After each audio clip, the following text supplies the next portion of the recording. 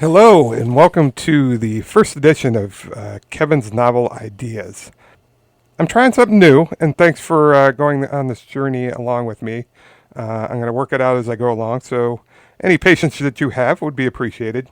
As some of you may know, I read a lot, and often I come across ideas, stories, facts that I find interesting and share with my wife, Deborah. But I'd like to expand that universe a little bit. So every month I'll present a new book that I've read recently and wish to share with you. Hopefully you'll be entertained, learn something new and interesting, or gain a new perspective on a topic. I imagine I will concentrate on nonfiction, since this is most of what I read, but I may venture into some nonfiction occasionally. I mean, some fiction occasionally. Finally, hopefully you'll feel inspired to maybe pick up the book and explore more deeply, and that would be a wonderful thing. So, without further ado, the first book I decided to go into is called Best Minds, and it's written by Jonathan Rosen. Actually, a Best Minds: A Story of Friendship, Madness, and the Tragedy of Good Intentions. It's written by Jonathan Rosen. I believe it was a finalist for a Pulitzer Prize. And I chose to start on this one as the topic is close to my heart. It deals with a friendship that started in childhood between Jonathan Rosen and Michael Lauder, two real life people that are still alive.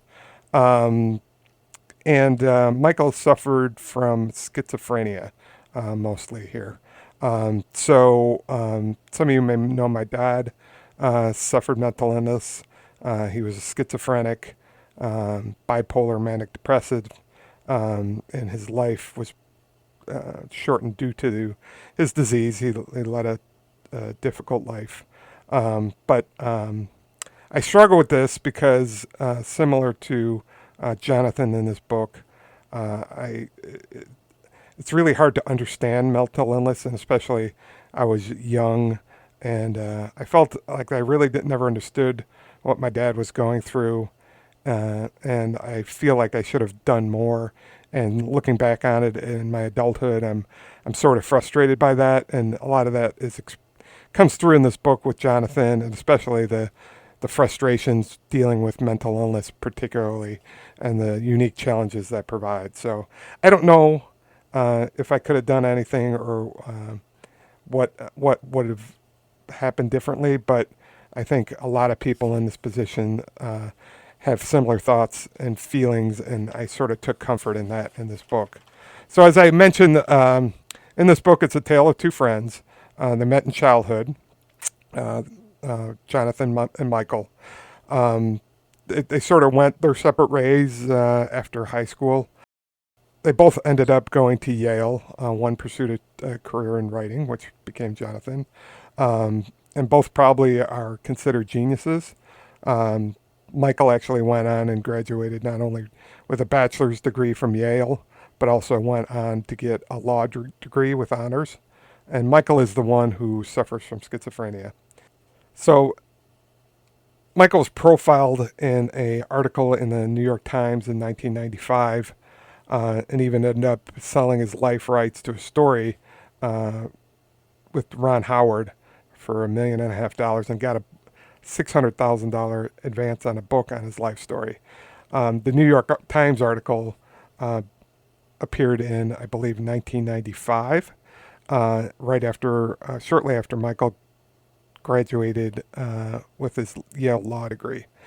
Unfortunately, regarding the book and the movie, which were both to be called The Laws of Madness, none of that came to fruition, unfortunately. The illness ended up getting the best of Michael.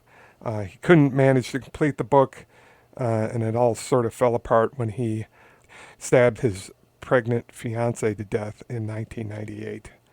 Um, Ron Howard went on to make, if you remember, A Beautiful Mind, which won an Oscar, which also dealt with mental illness from the schizophrenic John Nash, who was a mathematical genius who went on to win the Nobel Prize, and Ron Howard on to win an Oscar. So he dealt with the topic, but not through Michael's story. So Jonathan really presents Michael's story here in all its gut-wrenching detail. Um, so the real, so that sort of tells the tale of the book, but really the heart of the book is sort of the challenges and the extreme difficulties of dealing with mental illness. Um, I think Jonathan said he was sort of the tortoise and Michael was sort of the hare. Michael was a genius. He did things uh, quickly. He graduated school quickly. He did it all came easy to him. Um, and there's a sort of a blurring, which I've always found interesting, a blurring of mental illness and genius, I believe. Don't know why there seems to be a blurring of it, but I think I've read elsewhere that it's sort of a fine line between the two. Maybe it's because geniuses are open to ideas and all things. Maybe it's just the neural pathways in your mind, in your brain that work differently. I don't know. But the real tragedy is here that Michael was a genius, I believe, or is a genius because he's still alive. And he had loving support of his fiance, friends, family. He had medical care who all knew about his illness, and yet he ended up in a state where he killed his fiance. So the real question is how did this happen? How did somebody with this support fall through and end up in this tragic outcome? And I think that gets to the heart of the difficulties with mental illness, how we've treated it in the past, how we're treating it now, and it's a sad, tragic tale that it evokes the holes in the system, the challenges of respecting personal freedoms while still doing right by the same person. And I think that's an area that we're really challenged with today.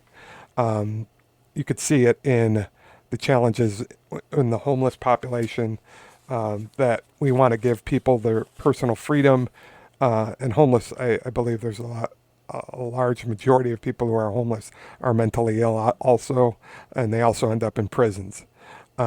So we're really challenged by society to deal with by the problem, and society is really challenged with dealing with this. And this book really kind of highlights a lot of those challenges in ways that are interesting, and also highlighting the failures of society to deal with them. And there are limitations in treatment of mental illness also.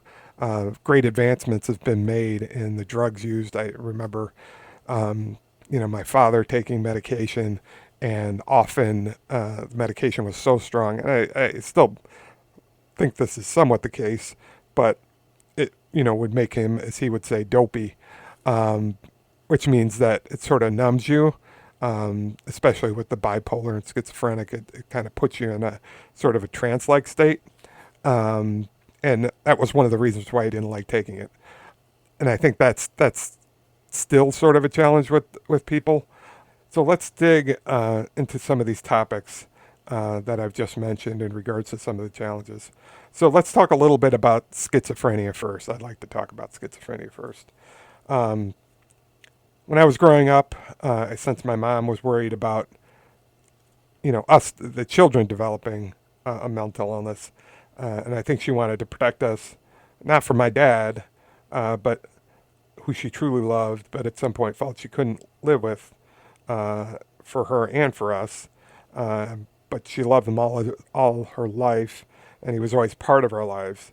And he was a dear, dear, sweet man with a big heart and a sense of humor. So many great things, memories that he gave me over my life. But unfortunately, he passed away when he was 54 years old. And I've always thought, looking back on my childhood, that my mother sort of didn't want us to. I think it was part of her Italian heritage, but I think she didn't want us to take chances and risk things because I think with mental illness, there are certain things, and I believe stress is one of the triggers and major life changes that can trigger mental illness. Um, as far as schizophrenia goes, if people aren't that familiar with, it's a chronic and disabling brain disorder that affects about 2 million Americans each year, so almost 1% of our population. Um, and it deals with largely delusions, hallucinations, and disorganized speech. For my father, it was often voices that he heard in his head telling him certain things.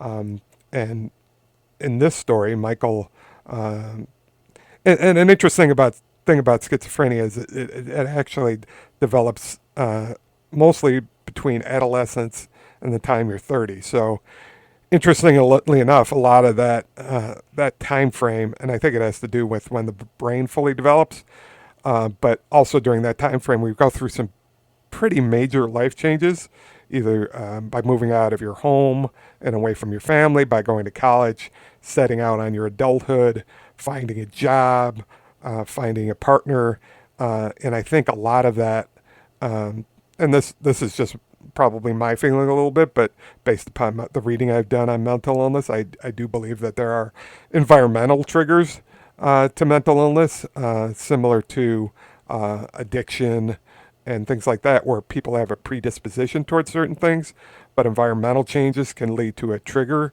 And I believe stress is a huge trigger. And what I was trying to say about my mom was that I think she intuitively understood that to keep us away from stressful situations. So I've grown up with sort of avoiding stress in my life, not necessarily taking huge risks or taking on a new job assignment if I felt that I was going to be overwhelmed. And I don't deal with stress that well as a result of it. And it's something that I'm trying to get better at as I get older and look back on my life and realize some of these things. But so Michael had these delusions also, and the delusions can take many forms. Um, so what about predisposition? So the book deals with this as far as what causes schizophrenia and what causes some of these mental illnesses. And I'm going to read a couple of portions from the book just to give you a feel. So Jonathan relies on a book called Surviving Schizophrenia. So this helped readers separate the myths and facts, this book, of an illness about which a great deal remained unknown and nothing was simple, including the fact that it runs in families, but it is not inherited. So having a close relative with schizophrenia was a risk factor, but just one of many. While emphasizing how little predictive power the numbers had, Tori, who wrote the book Surviving Schizophrenia, did provide a chart showing that having a mother with schizophrenia had increased the odds of Michael's father getting the disease to somewhere between 9 and 13%. The odds of getting the disease were slightly lower if your father had it, which meant, among other things, that Michael might not yet have children with undue fear. So that's interesting. So it's more prevalent on the mother's side than the father's side. I didn't know that until I read the book. It was generally agreed that the average person has a 1% chance of getting the disease, a figure grotesquely affirmed in post-war Germany, where despite the extermination of hospitalized schizophrenic population, the percentage of people with schizophrenia once again matched the pre-war percentage. So it just came back up. Even if both your parents had schizophrenia, the increased risk of getting the disease was estimated at 36%, which gave you a better than 60% chance of not getting it. So the odds are somewhat low, but if both your parents having a 36% chance of getting it is pretty high. As the son of an economist and an economics major himself, Michael knew how easily distorted statistics could be. So while you could say that smoking pot doubled your chances of getting schizophrenia, again, drug use and alcohol use is one of these environmental triggers that could cause an increase in chances of developing schizophrenia. You could also say that if you moved from a 1% chance of getting the disease to a 2% chance, all things being equal, though for Michael all things had not been equal. So by smoking pot, you're probably doubling your chances, but you're going from 1% to 2%. You could also say that having a grandmother with schizophrenia quadrupled Michael's chances of getting the disease, or that it had given him a 4% chance. And yet Michael did have schizophrenia.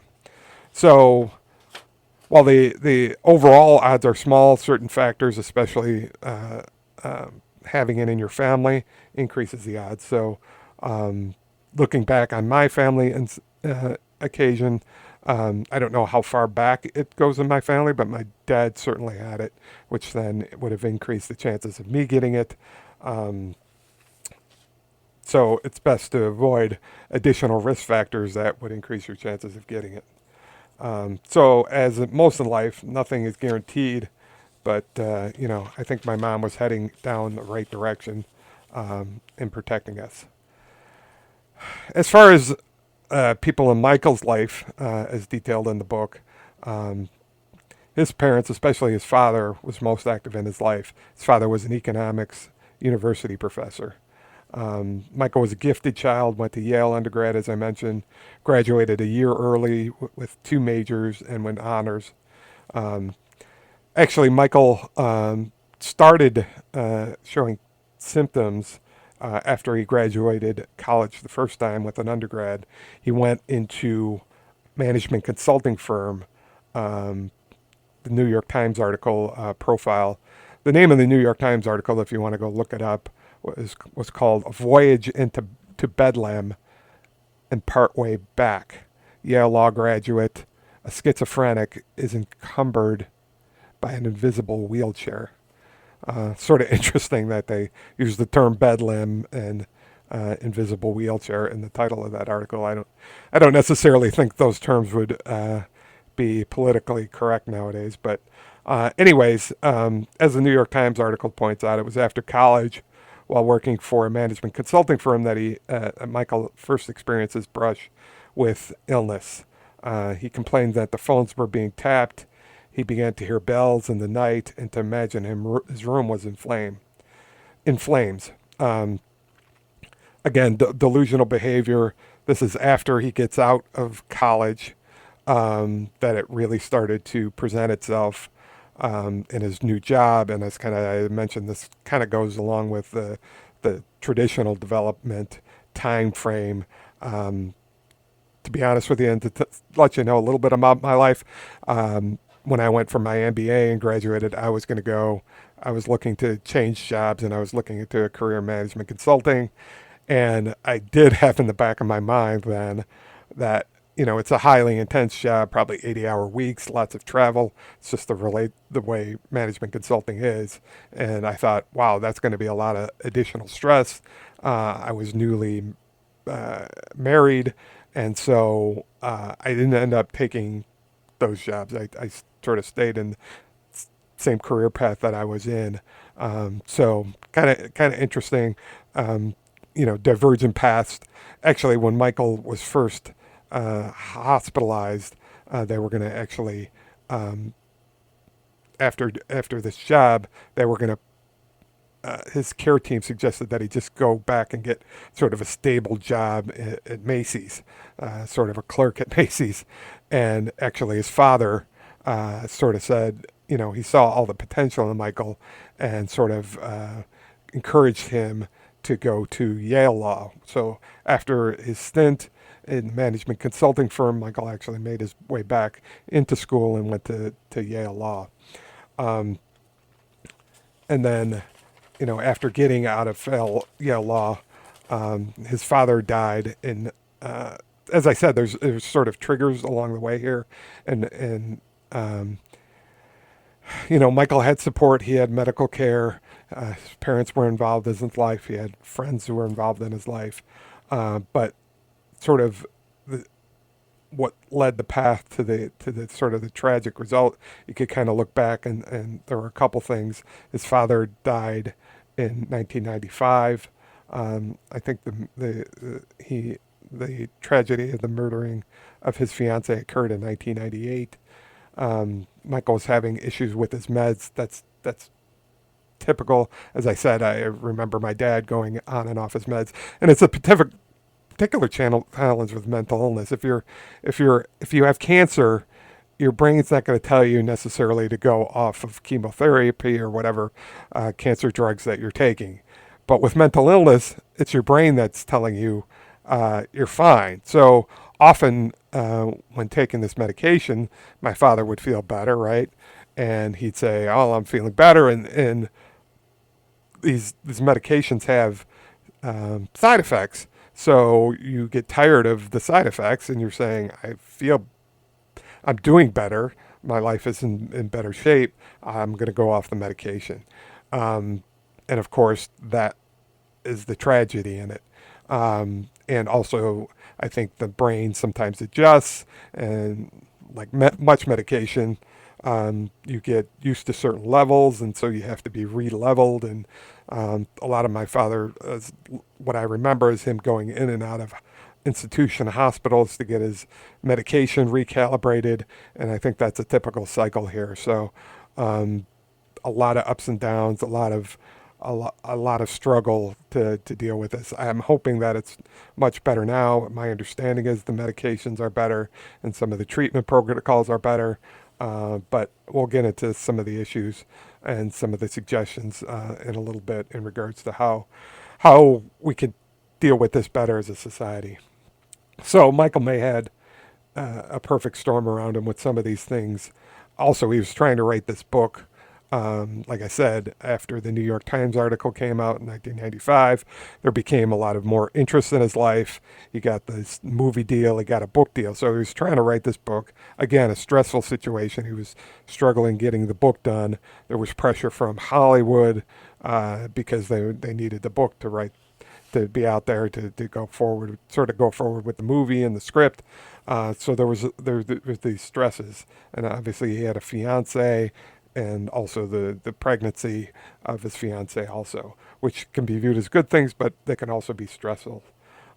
The interesting thing is that the New York Times article, as pointed out in the book, inspired a lot of people because they looked at this man with schizophrenia and a severe mental illness, but yet he was succeeding by all measures, getting through Yale undergrad and Yale law, working in management consulting, working in the legal profession, and all this, that it was an inspiration, but yet at the end of the day, he couldn't still ultimately overcome the mental illness. Also, part of this was clearly schizophrenia and mental illness doesn't really correlate with violence necessarily or often, or I couldn't come up with any statistics with how often it does or not. Clearly, in this case, Michael got violent, and the reason why he did was he was hearing, he believed and he had issues earlier on, even prior to going to law school, where he felt his parents were threatening to him, and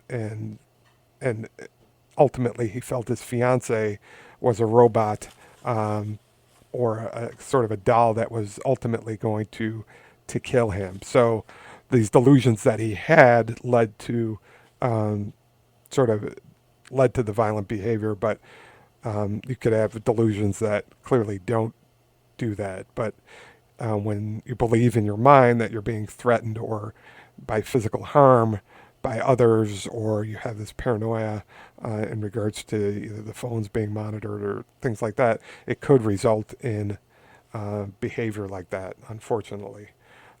But part of it here is that, as I mentioned before, we don't like to stigmatize these things, and pointing out that there could sometimes be violence. I think Jonathan points out in this book that, and I'll read a part of the book now dealing with this, that when we can't talk frankly about something, and we're worried about stigmatizing these things, and we can't really point out the facts, then we're not really doing right by the person, because we should be able to point these things out and take them into account. And I think Jonathan struggled with that here. That and let me read this. So here's from the book. I talked about the incongruity I felt knowing Michael had armed himself with a knife against his imposter parents while reading the New York Times article where he explained the insult of being asked by a prospective employer if paranoia had ever made him violent. So Michael had been asked by a prospective employer whether the paranoia that he had developed had resulted in, he felt that was an inappropriate question, but yet, as Jonathan points out, he did wield a knife against his imposter parents, who he felt were not his real parents. So there's that incongruity that Michael felt, as Jonathan points out here, he felt that that was not an appropriate question, but yet, if we don't discuss these things, how do you end up treating it appropriately and being aware and being honest about the disease? So to go further, the problem of stigma wasn't only thinking that everyone with schizophrenia might end up like Michael, which clearly isn't the case, when only a very small percentage of people do. And I think he points out, I think he's talking about the violent aspect here. The problem was an environment that saw even an inquiry into the possibility of violence among the untreated as stigmatizing. If the key to reducing stigma is the normalization of mental illness as a disease and not a character flaw, then surely a discussion of symptoms, treatments, and interventions is part of the process. This is all from the book. I told Fisk that I wish the New York Times had been able to raise the question in a way that would not have been seen as shaming. So here's a struggle we have, right? You don't want to stigmatize or shame people with a disease, but we also need to be honest and forthright about the disease itself and some of the things that it might result in. And we're not doing anyone any favors, either allowing them to live on the streets because they think that that's the best thing for them in the case of homelessness. So these are the things we're struggling with as a society. I don't know what the answer is. I mean, there's got to be a common ground, middle ground there that we can work out as a society, but I don't think we're there. And we can't be so stuck in our ways one way or another. We need to be creative about coming up with solutions to some of these problems. So I think that was an interesting aspect of the book, and I think that's something Jonathan definitely highlighted with as part of his struggle, dealing with his friend and seeing what happened and reflecting on what happened here. As I mentioned, meds are always an issue as we kind of go through the triggers. I'm sure his father's loss of his father's support hurt his recovery. Meds are always an issue. And as I mentioned, that doesn't typically happen with other diseases, but since this is a mental illness dealing with the mind, stress and pressure.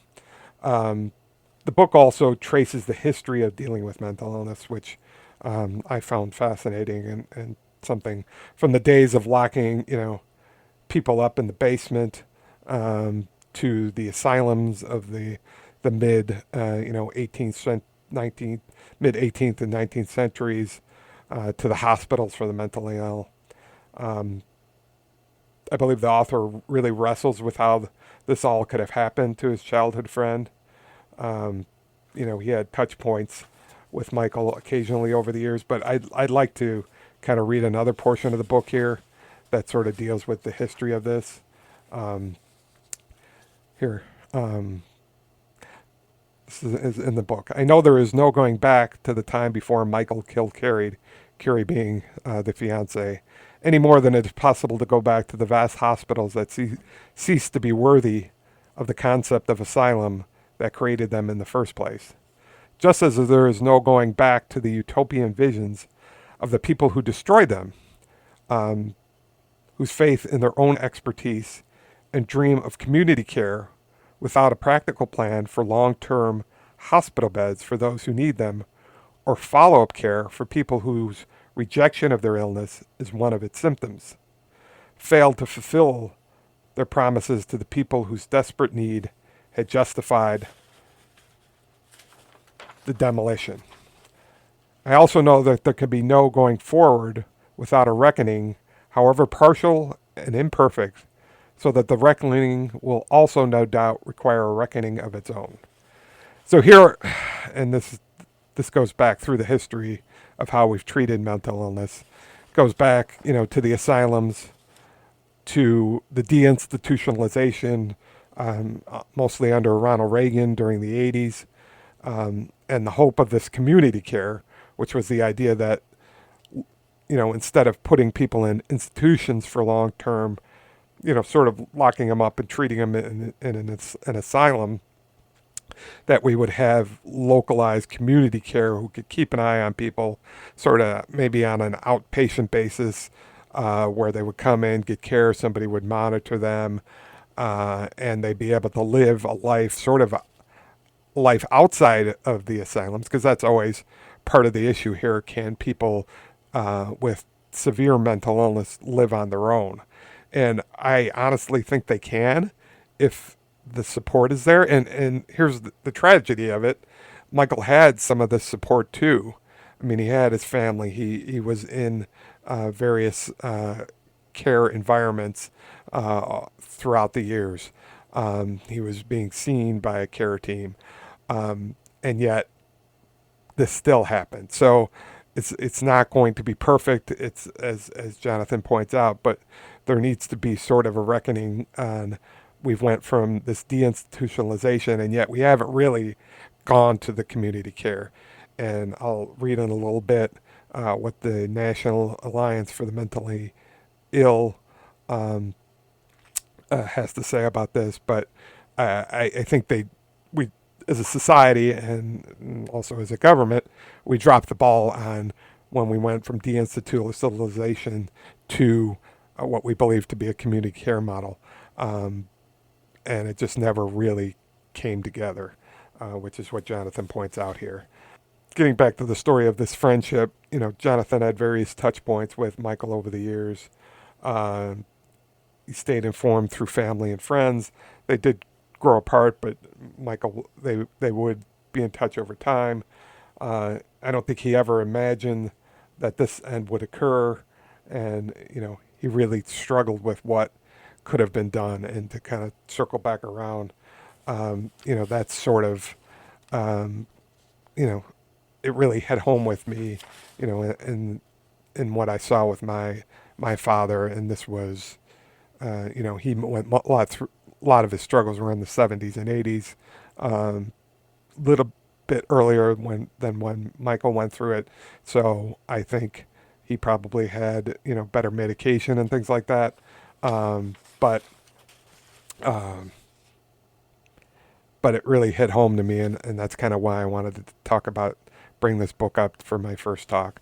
So I want to make these kind of discussions fairly quick, kind of highlighting the main points to kind of get you hopefully interested in the book and the topic. Clearly, I'm not covering a lot that was in the book, and I really suggest that you read it if you have any sort of interest in this topic, because I think Jonathan does a terrific job of really expressing the struggle of mental illness and all the challenges in sort of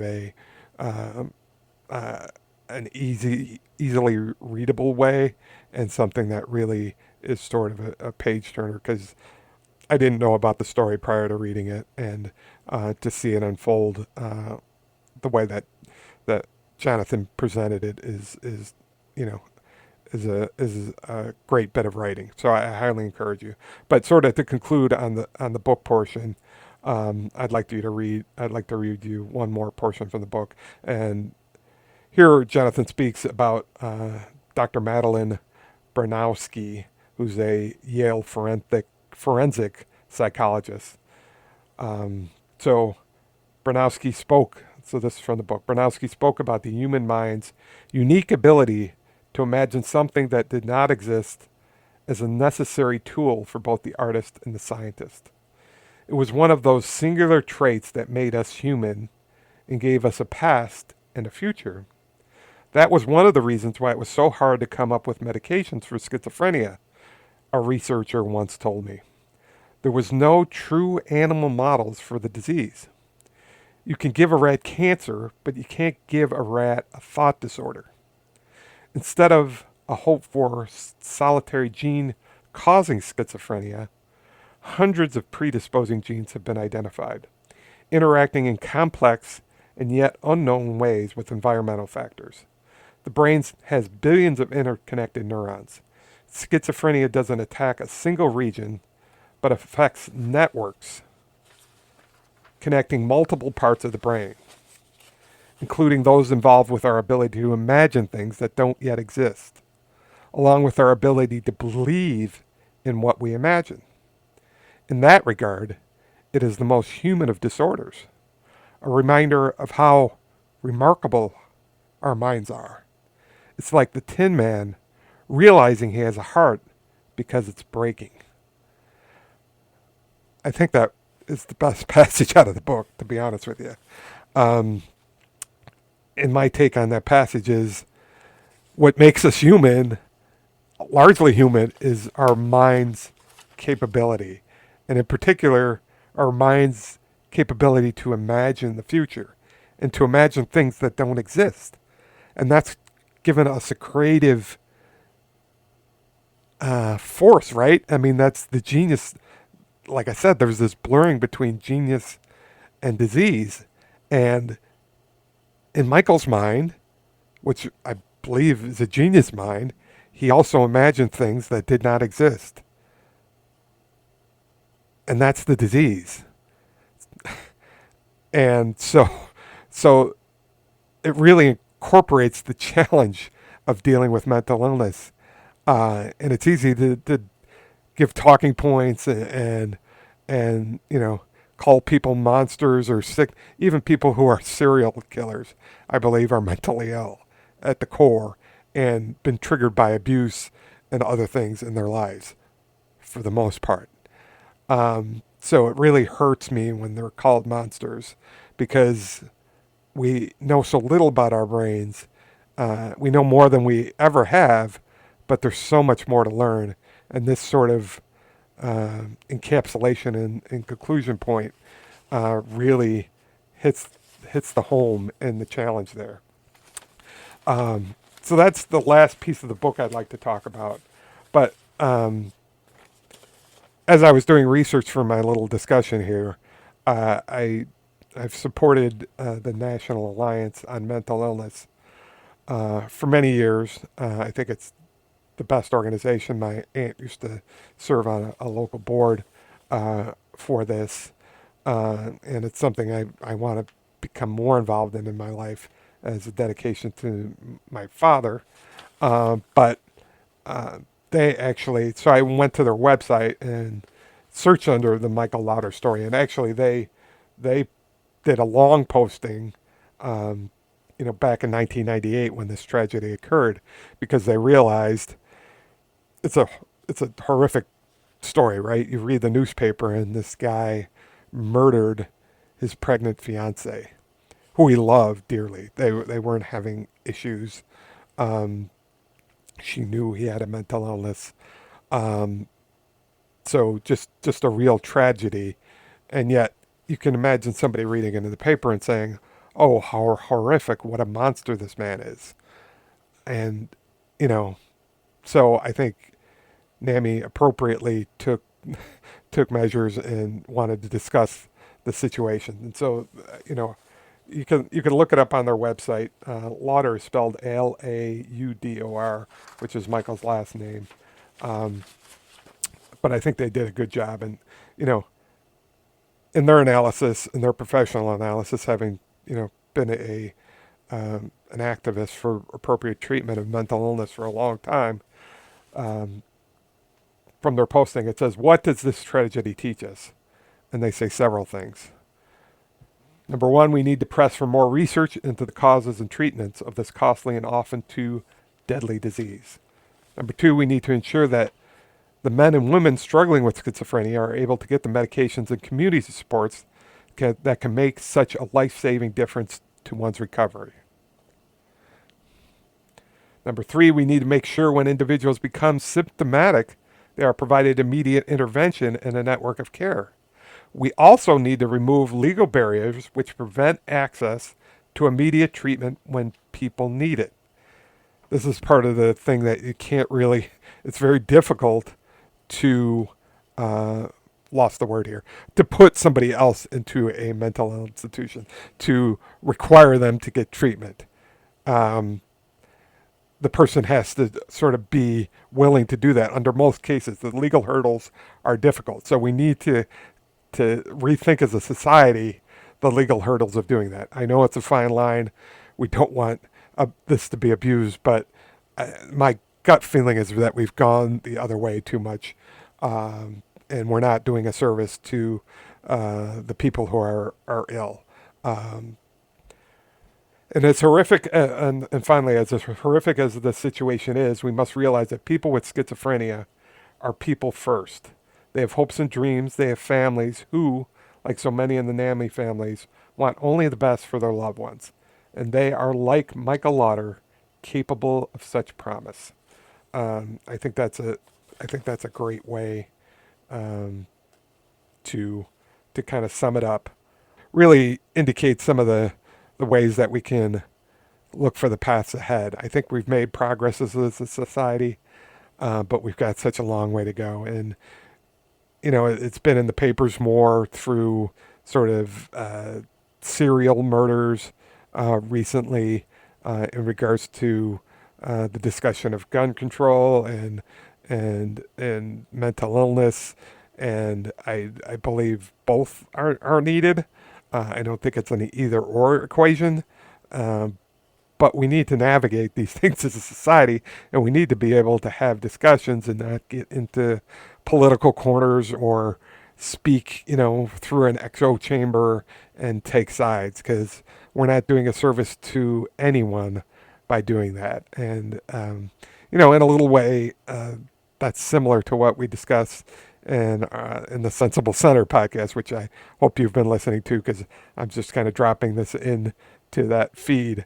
That there should be middle grounds that we can discuss things, and I think mental illness is one of those key areas that we need to have better discussions and less politically charged discussions about in our society. We can't politicize everything, and we need to kind of put on our big pants and have these discussions, because I think while mental illness I don't think is necessarily solvable as it's a disease, I do think we can do much better by people who have it and society in general. So I'd like to conclude on that. Thanks for listening. I hope you found this interesting, entertaining. Just provide me any feedback. You know where to find me. And then we'll kind of go from there. I'll pick another book in a month or so and kind of do the same thing. If you read the book and want to reach out to me, I'd love to hear your feedback about what you thought about it. Thanks so much for listening, and we'll talk to you soon. Take care.